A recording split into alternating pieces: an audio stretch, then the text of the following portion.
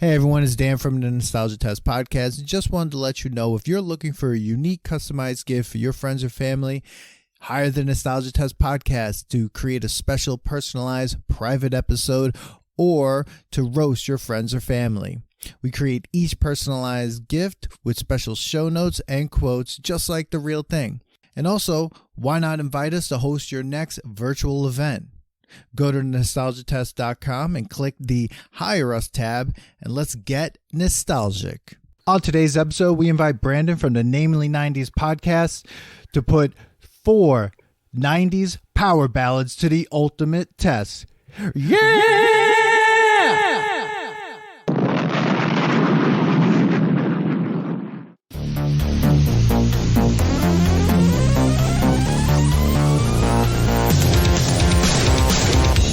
Welcome to the Nostalgia Test Podcast, the show where 2 longtime friends put their mainstream pop culture past to the ultimate test, the Nostalgia Test.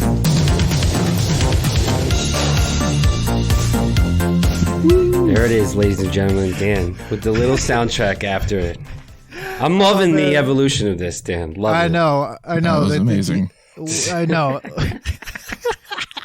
I was like, do you do those like off the cuff where you just like practice it like hours before our podcast? Like you're like, so I definitely I'm wait. practicing them. I'm practicing, and everyone, this is like behind the curtain of the podcast. Like before the podcast even happens, like 15, like a half an hour before we go on, I'm sitting there be like, what sound am I gonna do? Yeah. Like, what am I gonna say? Definitely practicing them, sometimes writing them down. I love it. Welcome everyone to the Nostalgia Test Podcast.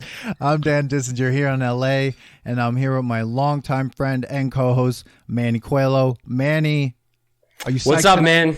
Yeah, I'm psyched. I have to say, I was today was raining in New York, so these were perfect. Usually, I'll listen to the things that we put to the test, especially music wise, all week long.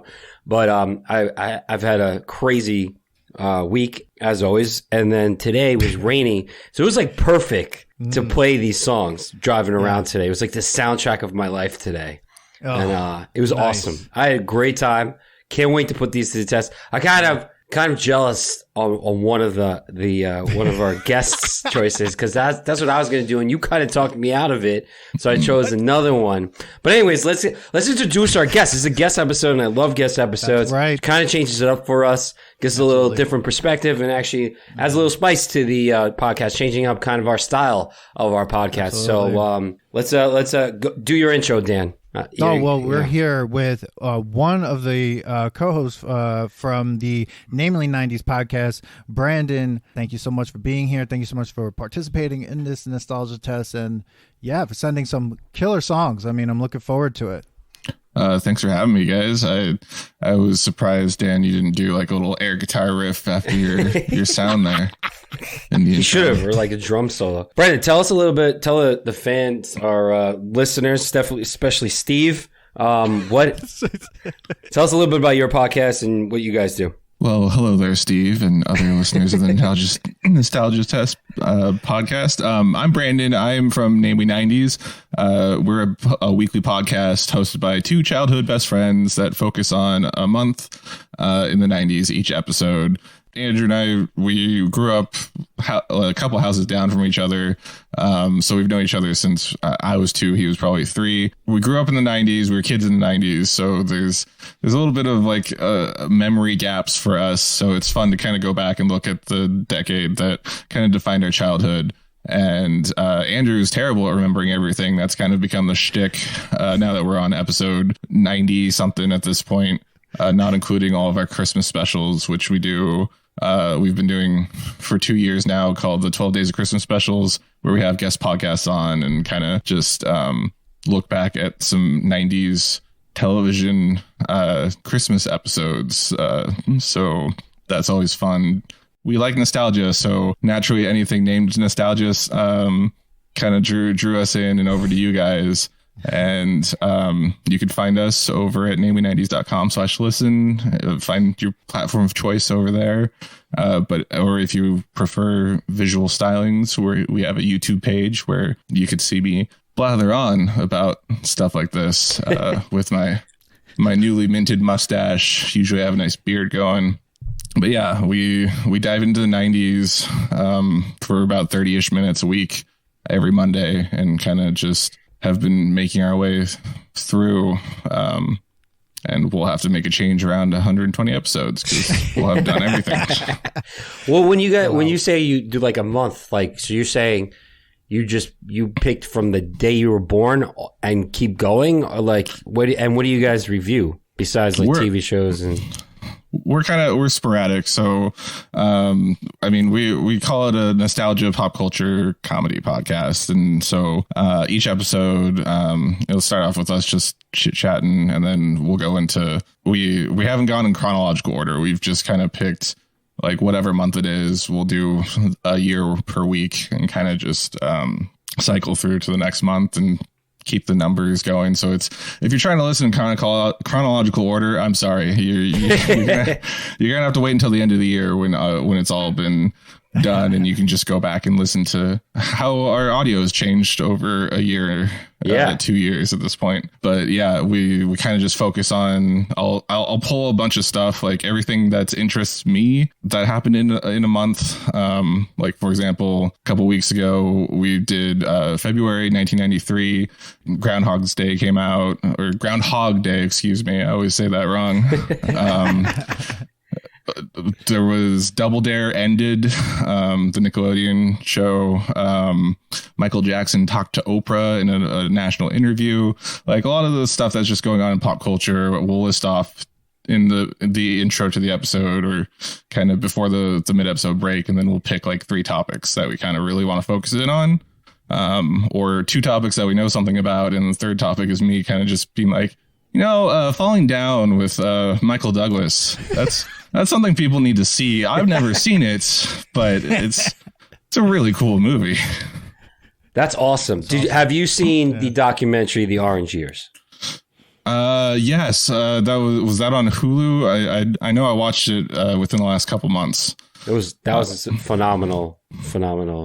It gave me a great appreciation of what was going on, because you always felt when you were younger, like that era of Nickelodeon really felt like it was for people like us, and it was nice to see that they really did think that way back then, and now it's kind of just gone by the wayside. Yeah, we actually got to do an episode with the director where we just sat and talked about the documentary, and it was phenomenal how everything worked out then, and how Nickelodeon wasn't really gearing towards like marketing to kids. They just wanted to make things for kids, and now it's totally just a commercial machine. One of the smartest things that's said in that documentary is that like we weren't trying to pander, we were trying to just make something that they could appreciate, because then adults would appreciate it too, that the kids are actually responding to it. I didn't paraphrase that well. It's all good. It's all good. But now let's get to this test. It's time. It's time. We shared, each of us brought a song, a 90s power ballad, and we listened to them, and we're going to put them to the test. And then if we have time, or we could do it as we're going along, see which ones kind of, reign supreme over one or the other. The songs, just so everyone knows, we have from Brandon, Temple of the Dogs, Say Hello to Heaven. I brought in Celine Dion's It's All Coming Back to Me Now.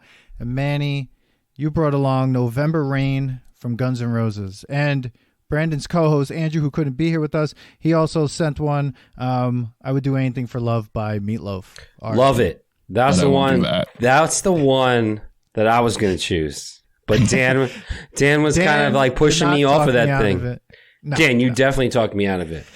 You definitely did. Happens every time. And I'm kind of annoyed. I'm kind of annoyed at you. I don't have friends. I got family. But then again, we wouldn't have a 4th one to talk about that. There we go. Exactly. To be fair, I was kind of like just going over ones for him to pick, and I was like, he's probably going to pick Hootie and the Blowfish, and he went with the Meatloaf pick, and I was like, dang it, dude, the Hootie one was good. I was like, I was looking at lists, and I was like, oh man, yeah, that song, that song too, and then I was like, and November Rain popped up because I think as we were doing this, Meatloaf died. So I had like been playing his song. So like, of course I wanted that song. Then I was thinking in my head, I was like, but to be truly passing this nostalgia test, like you would play it now. And I was like, am I only playing I'll Do Anything for Love, but I won't do that because it's ironic that he's dead now. So I'm playing it again. Like, it's not like I rock out to that song like all the time, but I did remember every single lyric, and the video still sticks in my head like all the time. So, but anyways, we'll get to that part. Why don't we start with November Rain if you want to start with yours? Because I would like to know why you chose November Rain. So I chose this because like, so normally when we do this, Dan, I always think like first impression, like not going to play it, not going to like look up things. And I'm just going to be like what I remember about it. And I remember the video. I remember MTV and the video being insane. Like, I just remember it being long, and I just like hairband, like Guns N' Roses was like at its peak. And I just, wasn't that I was like in love with that band, but like this song, I just remember constantly being played on MTV. And so I was like, yeah, I'm just going to choose this.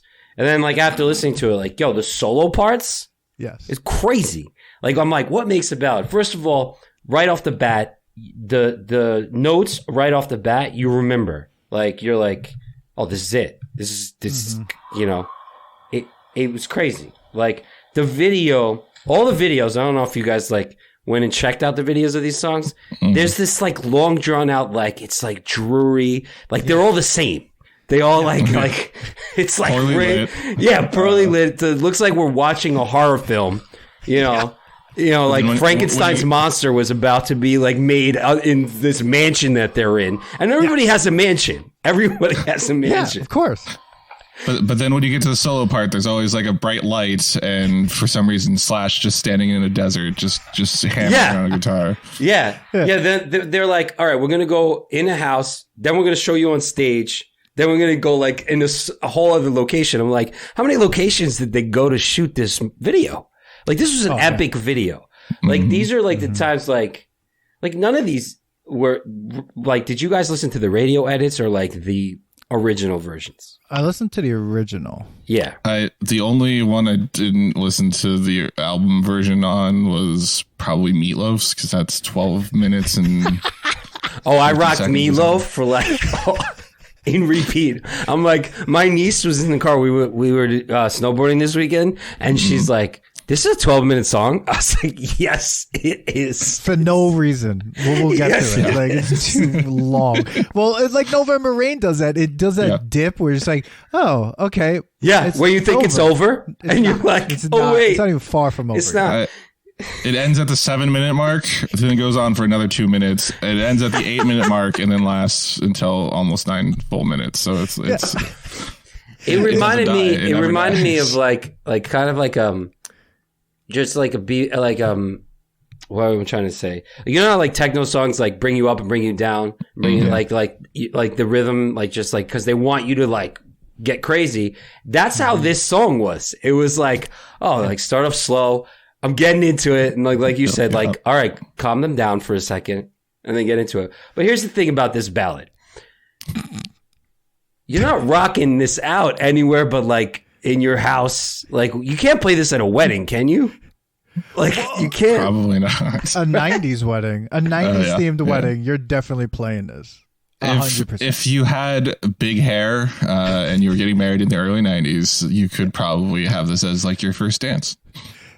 I'm pretty sure this ended up being some people's first dances, especially if they love metal. Like, and they're just like, what's a good first dance for metal? They can't play Nothing Else Matters by Metallica because you're getting married.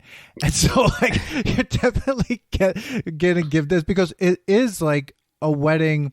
I mean, the video, isn't it like a wedding thing? They're in a desert at a chapel, which looks like the Kill Bill chapel. Oh, I was just gonna say that. Right? Yeah. And like, I mean, the greatest part is just like the orchestra.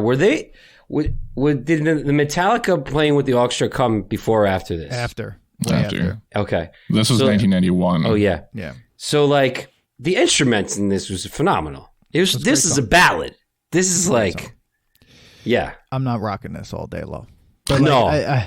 No, like I'm not like if I'm just saying like it's nostalgic definitely and I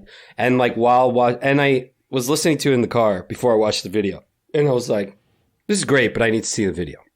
Can I say I think the video adds to it because on our visual episodes this hits the top 25 on the Billboard countdown a couple times. So I've watched the video through probably every single time it charts. And for this recording, I was like, I should just listen to the album version. And it felt muted to me, honestly, when I was just listening through without watching like Slash again in front of the chapel.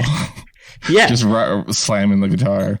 I love that part. To me, that's the part that I want to see. Like, if I can get to that part faster, then like I feel good about listening to this song. But this song, there's a nice scrub on the video. This song is just so long, and I mean, I don't know. I mean, to me, if I'm saying I would make this. I would say this is a nostalgic song. I would not be able to pass this and like because haven't heard this song since this is the first time I've heard the song since the last time I heard it, which is like I can't even remember when I even played a Guns N' Roses song lately, which is really interesting. So I agree with you, Dan, but there are like for some reason, so there's like random like lyrics that pop through my head throughout like my life, like all the time. One of them being some stupid song like how do you talk to an angel? How do you talk to an angel? Holy nostalgia. Oh my god. How do you hold her close to where you are? It's like trying to catch a falling star. You know what that is? The Heights. Horrible show. They had a band in it. It was a terrible show about a band in the 90s. It was terrible. It was like made by the same people who did 90210, or it's kind of like, right? But November Rain, just like the cold November rain, pops in my head all the time. But like that's it. It's not like I want to like sit there and like 10 seconds of like this 9-minute song. I was gonna say, can you remember any other lyrics? No. And you just listened to the song. Yeah, and like even when like they're saying like and cold November rain, that's it. Yeah. That's all I get. So like it definitely just stays nostalgic for me. Like and you're right, Brendan. Like the video needs to be played because you need to see them rocking out the hair, the hat, the desert solo. The hair and the hat. Okay. So, Brandon, what do you think? November Rain. I agree. It's just it is one of those nostalgic songs, but the only GNR song that I think I would put on a modern playlist or like a current playlist of mine would be Welcome to the Jungle because it both up tempo and like psychs you up. This one never really gets to the point where you like. The next few songs that we have like an up tempo section that makes you feel pumped, whereas November Rain is truly more ballad than power because it just kind of takes you up, but it doesn't really get you to the peak. You know? Yeah, I agree. Yeah. All right. All right. So goodbye, November Rain. Well, so Brandon, let's go to yours because I have to say this was a really great surprise. But yeah, go ahead. Talk. Yeah. So I picked "Say Hello to Heaven" by Temple of the Dog. For me, it is nostalgic and it's near and dear to my heart because Pearl Jam is like one of my favorite bands. Temple of the Dog, as you may or may not know, is essentially modern Pearl Jam with Chris Cornell singing as well. They were formed after Mother Love Bone. The lead singer Andrew Wood died of a heroin overdose, and Chris Cornell was his roommate. So that's Chris Cornell of Soundgarden. If Chris Cornell doesn't hit enough memory neurons for everyone out there, so he put together this tribute band called Temple of the Dog. I always loved Hunger Strike. That's the other single from that album that everyone knows. But it's just like Chris Cornell plus Pearl Jam makes a beautiful, beautiful combination for me. I once karaoke'd this song in a video game bar. Really? Yeah. And actually, Andrew was there as well. We were like, what can two nerds do while we're at home for the holidays? And we went to this video game bar, and it turned out to be a karaoke night. I was like, I need to try singing this song because it was in the songbook. It's never in any songbook because it's a 6-minute song and there's like a 2-minute solo. So it's like, yeah, but I went up and I did the say hello to heaven. And like, if that sounded terrible right now, think of me drunk at a video game bar singing that, because there's nothing to do but play Mike Tyson's Punch Out and sing karaoke. That's gonna be ball. I know, it was all out of quarters. But yeah, it's that's awesome. Because I would say like Chris Cornell's voice is just one of the greatest voices of all time. I mean, as soon as he started singing, I was like, I need to sit down and cry because, like, one, it's going to be 5 years that he has passed away. Wow. Yeah, already? Wow. Yeah, he passed away in May 2017. And so, but like when you go back and you listen to he had like one of the best voices, in my opinion. I would say in the 90s when it came to rock, I think Chris Cornell has like the greatest voice. To me, that's like, that's 90, that like defines the 90s. You know, like, yeah. I will say that the one thing about this song in the beginning, I didn't recognize it. Like the chord, like the other chords in the beginning, each song I was like, oh, it's that song. That was weird. It's not the song. I love Batman. You know what's weird about that chime that just happened? It's that app is deleted on my laptop and it still comes on for some reason. There's like this virus that's just stuck onto my Google Chromebook that, you know, Dan, you could delete this out of the podcast. Yeah, what is happening? Like, today's episode of the Nostalgia Test podcast is brought to you by Lithology Brewing, located at 211A Main Street in Farmingdale, New York. Please go to www.lithologybrewing.com for more information. That's LITHOLOGY brewing.com. But anyways, back to this. I didn't recognize the song at first. And then I was like, what is this? And then I was like, oh, yeah, this song. And loved it. Had a great time with it. Definitely brought me back. Definitely not like one I was rocking all the time, but like just the voice got me to like all other songs he's played and like just like other, you know, 90s bands that I remember like listening to. So yeah, it did a lot for my nostalgic like brain and feelings. It definitely hit all the nostalgic, like all the nostalgia. And to me, like it really like, cause you'd never hear there's not a lot of discussion about Temple of the Dog. Like there's not a lot of talk, like, but they were one of the, I would say probably one of the better supergroups, and they had like a real sound. Like they had like a very like distinct sound that made them a supergroup, and it wasn't like corny. It like really worked, I feel like. At the same time, I would say like this song is weird. I have like a hard time being like, I really love this song. It passes, but I think it's still just very nostalgic. I'm like on the fence. Like I'm really like one toe in each space almost. Like I'm just like, it's nostalgic, but it's like good, and I'm going to keep playing it. I don't know. I'm like right there. I think so. This was out of our 4 picks, I think this was the hardest one to classify as a power ballad, because when you gave me the assignment, I was like, yeah, power ballads, awesome.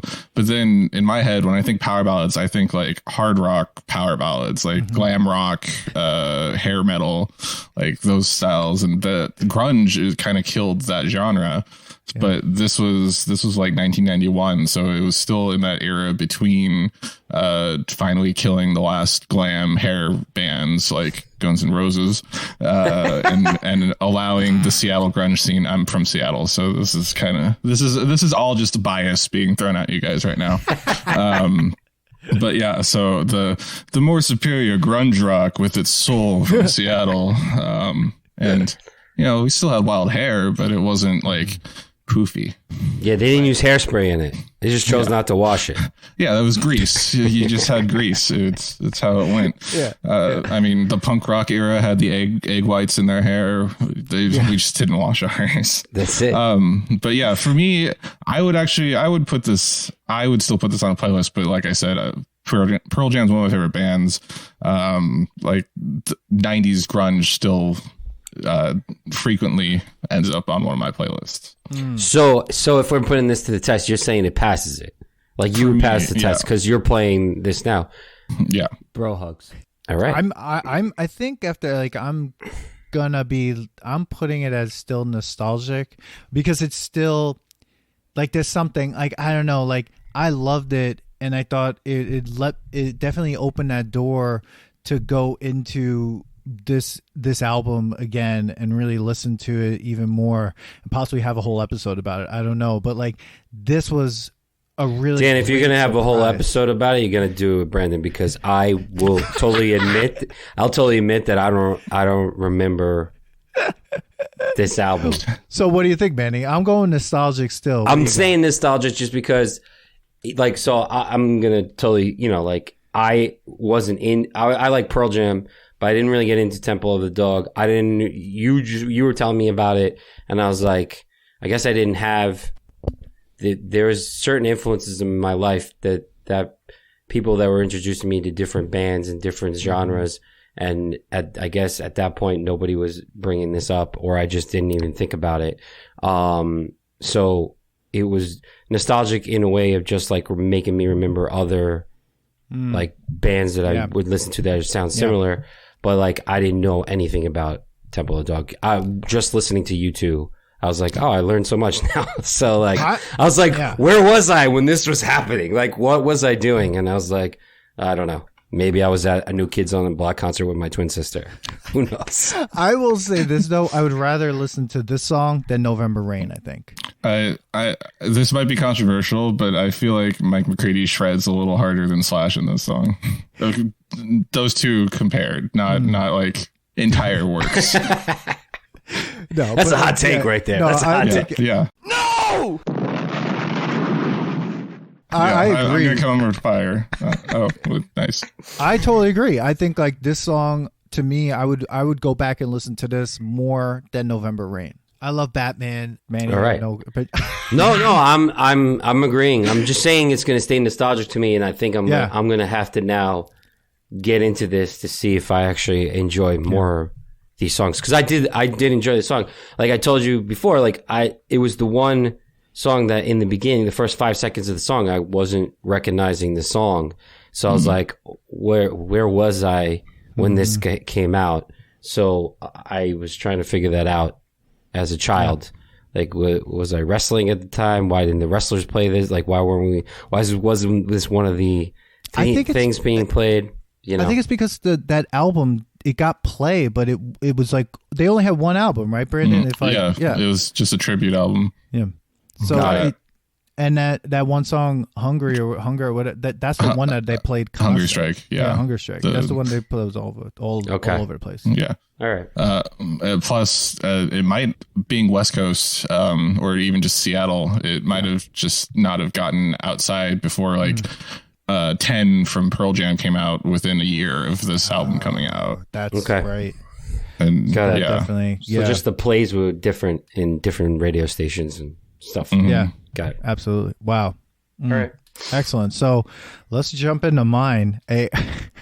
I now when I was thinking of power ballads, and I think it's it's an interesting category because it's like, like you, Brandon, I was like, I could pick like a great hair metal type of like ballad, right? But then I'm like, on social media, this song has been coming up so much that I have to go back and I had to listen to it over again. And I was like, wow, this to me like fits into the power ballad category because one, it starts in a place and then it just like lifts into outer space. Like it's just like Mentos, the fresh maker.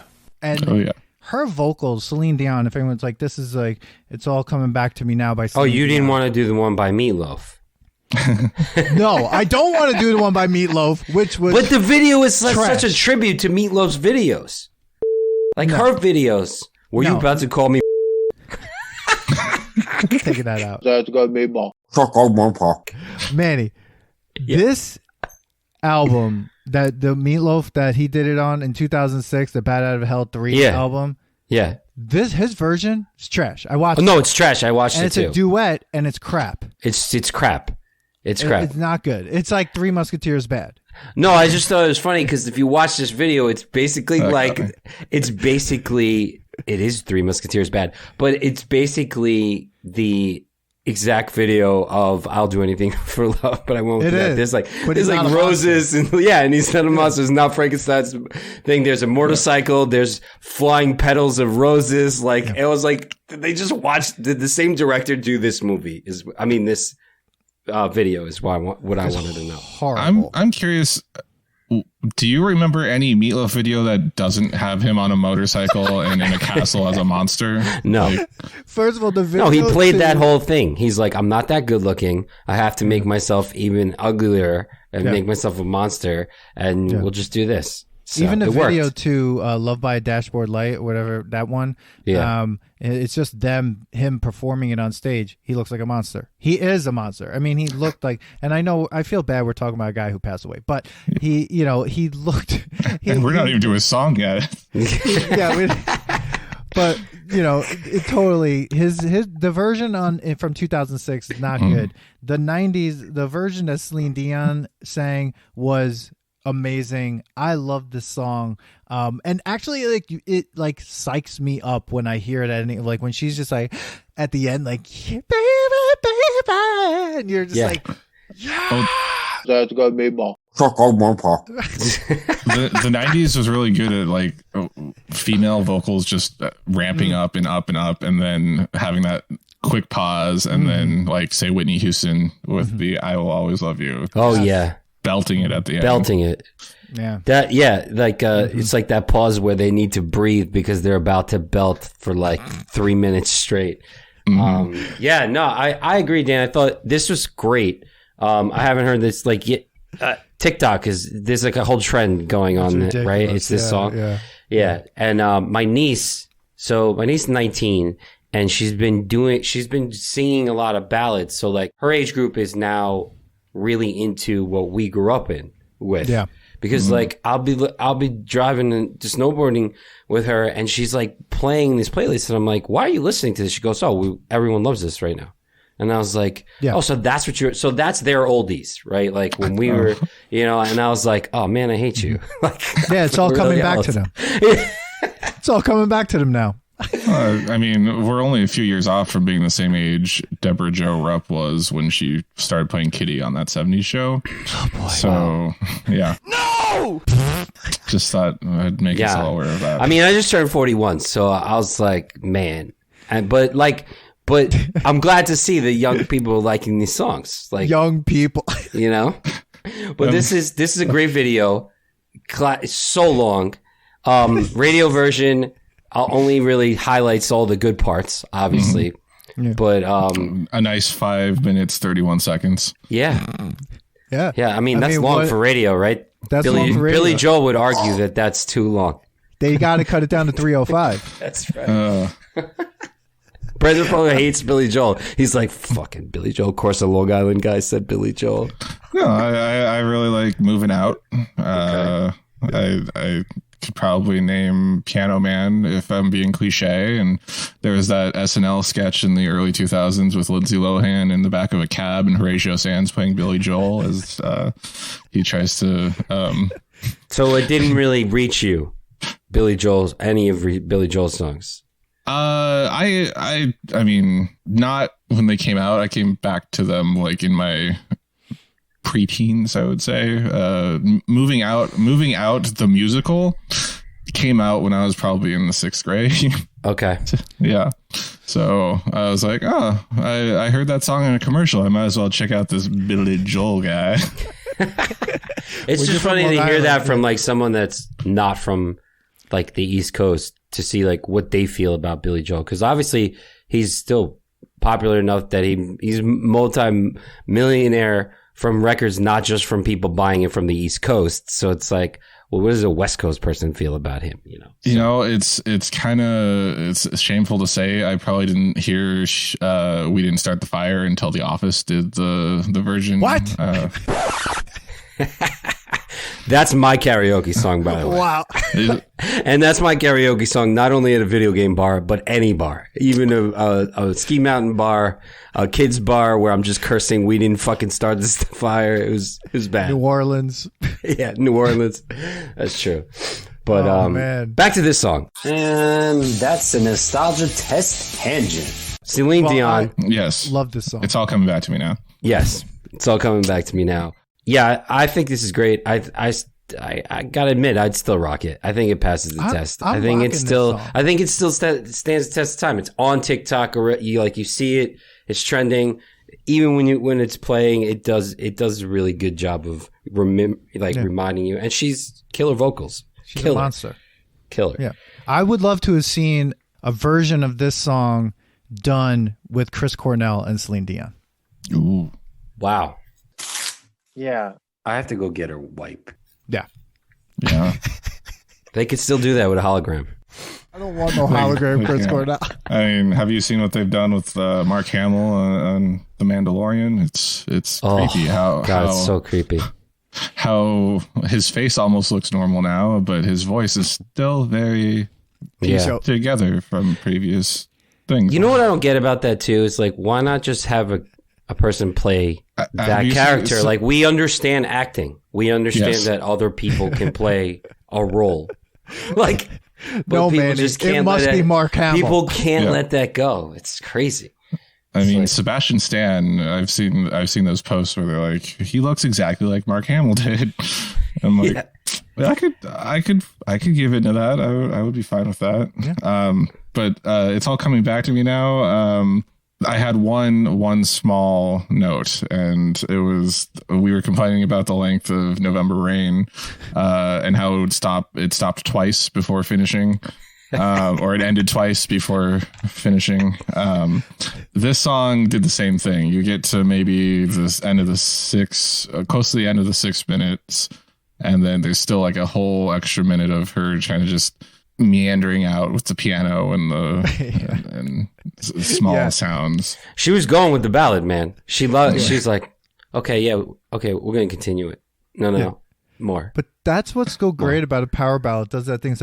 It's like this part. It's like, if you touch me like this, like it's been going crazy. Then it goes down, and all of a sudden it's like, what? Yeah.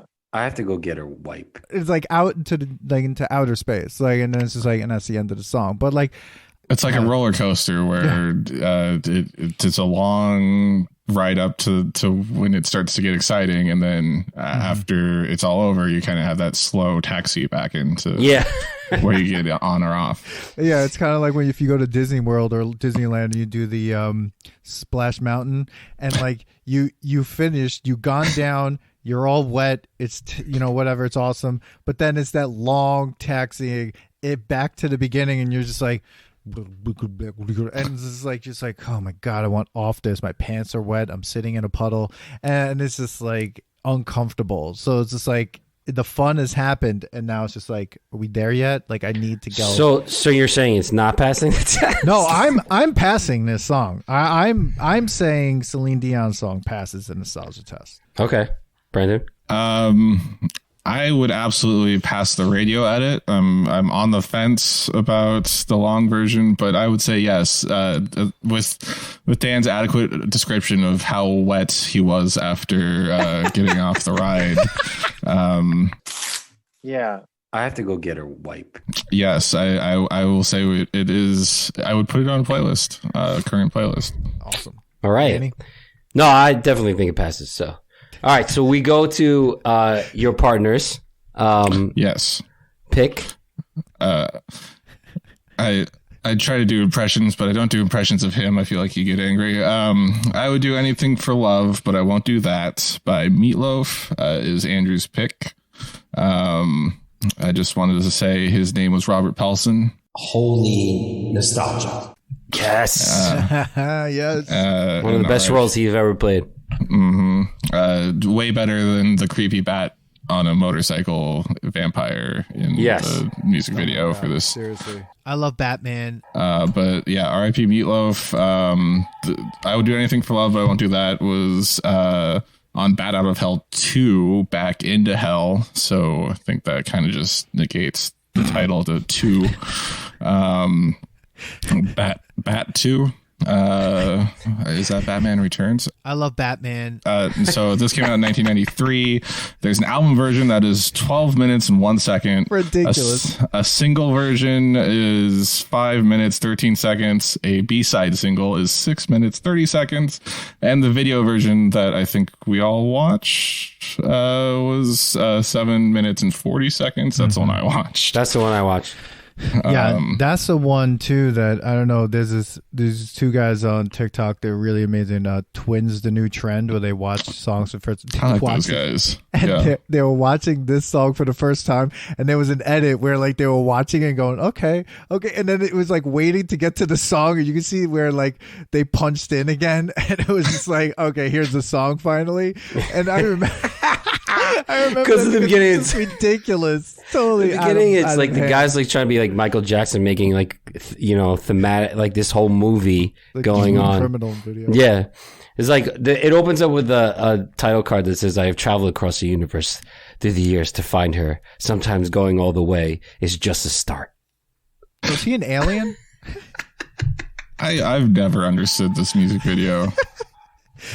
Yeah, like he's getting chased by cops, and is he the guy on the bike, or is he the witch that's like poisoning the apple from like Snow White? Like, what is happening in this video? I'm not really sure, but no, I'm not sure at all.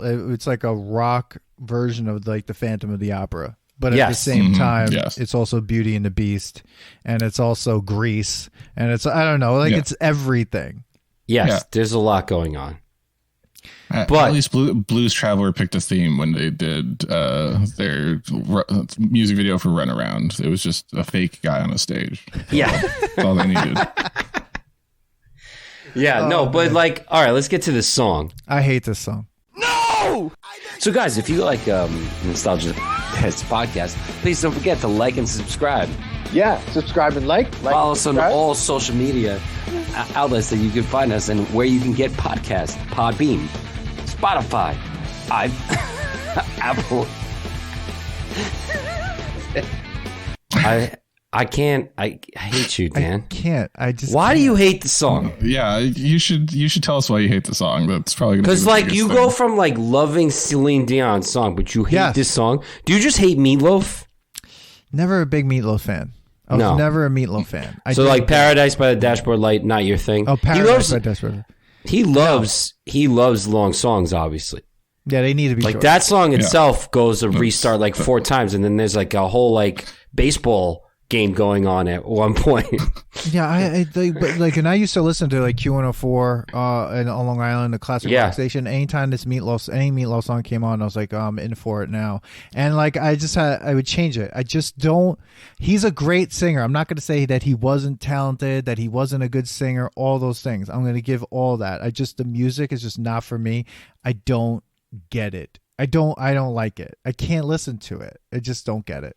So did you give this song a chance at all, or you were just like, no, of course I did. Maybe. I listened. I don't think you did. I think you have the glasses of I hate Meatloaf. No, I totally gave it a chance, and I didn't like it again. Okay.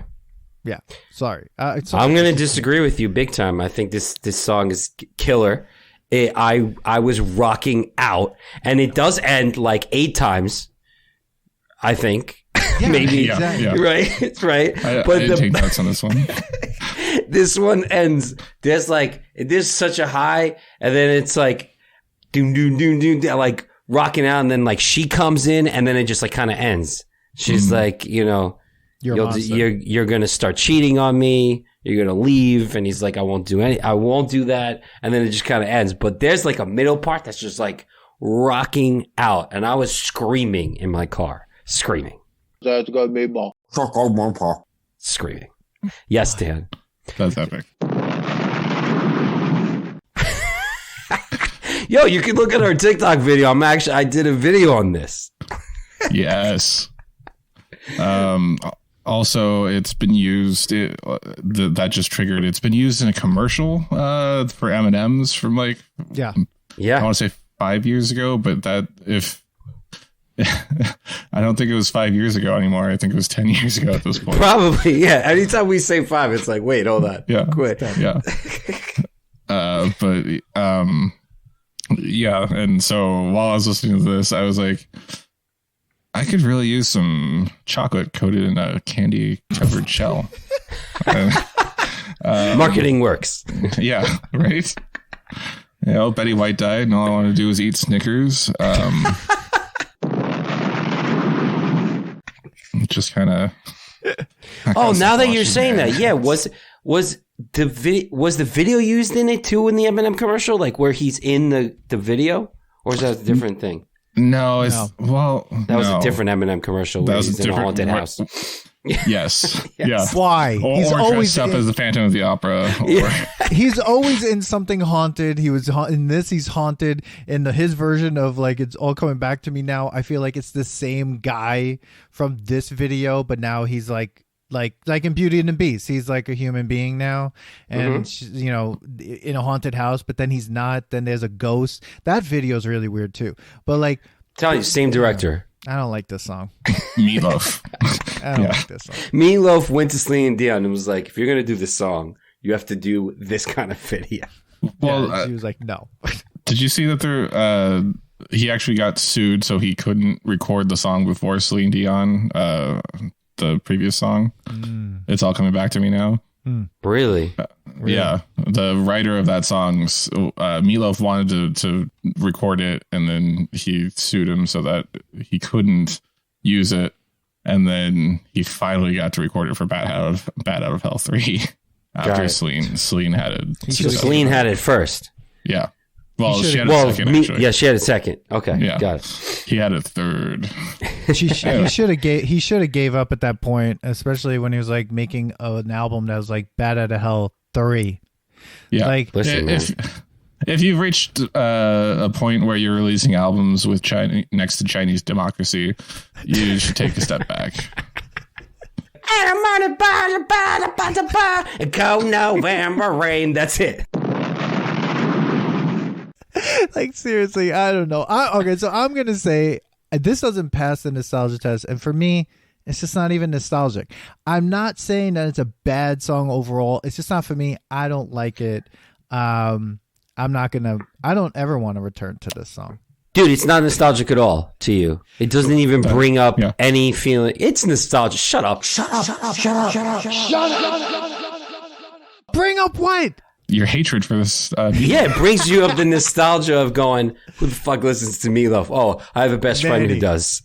Yeah. Manny listens to Meatloaf. And I have to say, I'm probably the only one who does. Now, Steve's probably going to chime in somehow and be like, all right, let's do Meatloaf. Seems like they request this all the time at bars. Yeah. Fuck you, Steve. And you just watch these balls bang into each other, banging back and forth. So I'm saying no, Manny. We already know your answer. But Brandon, no. I'll say this though. It's very nostalgic.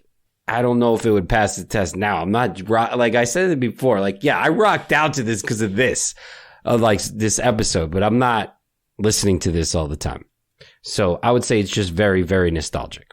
Yeah, honestly, so when we picked this, I thought it was going to pass the test. I was like, this is the only song in the 90s that hits the hard rock power ballad to me that I could think of off the top of my head. And I forgot Guns N' Roses released that album in 1991. Cold November rain. That's it. But like, honestly, the first third of the song, I think, passes. If you could cut it down to the single version, I would pass it. But if we're going full album version, I wouldn't put this on a modern playlist that I listen to because it starts and stops too many times, and it's the same song until you get to the last third or fourth of it with the duet, and even that doesn't carry the whole song into going onto a playlist unless I needed filler. If I had like a 45-minute playlist and I'm like, I need something to round it out to close to an hour, I would put this on twice. Yeah, and you got to play it like people are already drunk enough to like be cheesy enough to be like, oh, we'll sing this song and not realize that we've been singing it for 7 minutes just saying, I'll do anything for love, anything you been dreaming. Yeah, like that's the thing. Like it's too many to say. Whoa, do like it's just like okay. What won't you do? A whole bunch of other lyrics prior to this. You could have written something here, or just go. Doesn't need to be 12 minutes long. Yep. Yeah, it's that special drunk where you're forgetful enough that you're like, oh yeah, this is an awesome song. You're forgetful enough that you don't notice it repeating, but you're not so drunk that you're like, have I been stuck at this bar for an hour listening to the same song over and over again? Yeah, it's just like Meatloaf was sitting there with the song and they're like, well, Pink Floyd has a 15-minute song. Like, let's do that. And it's just like, no. How about you don't do that? You just focus on making a 5-minute rock song. Can you imagine if he broke this up into part 1, 2, and 3? Like, it's already a long title with the first parentheses. This is Brandon for K-Rock 103.3. We're going to be playing I Would Do Anything for Love, but I Won't Do That part 1. And a little later on the hour, we have I Would Do Anything for Love, but I Won't Do That part 2 by Meatloaf coming at you. You got to do that all before the chime comes in. Oh, all right. Now for station identification. Yeah. So, guys, if you like Nostalgia Test podcast, please don't forget to like and subscribe. All right, guys. Well, that's it. So, the last thing, because I know we're shot for time, Dan, but I wanted to say, which one of these four are we saying wins the whole thing? I don't think November Rain wins. I can't put November Rain in there. Go November Rain. That's it. That's my choice is November Rain. I don't even think I think those two. Even I'll do anything for love, but I won't do that. Although I love singing it, I don't think it does it either. I'll do anything.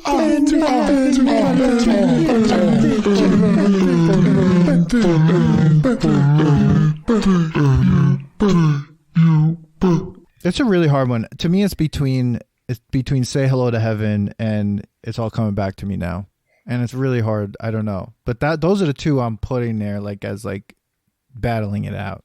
I think it really depends on the mood I'm in, because they're both power ballads and they're both ballads and they're both doing so. But the Temple of the Dog song is more like you said, Manny, if I'm staring through the window and it's raining and I'm just looking for that bit of heaven, where the Celine Dion song is the Celine Dion song is I don't know. There's something triumphant about that song where I'm I don't know. I need that kind of push to go to. I don't know. It's really hard, but it's definitely between those two for me. Okay. As a Seattleite, I definitely identify with the you need to be looking out the window at rain for the Temple of the Dog song.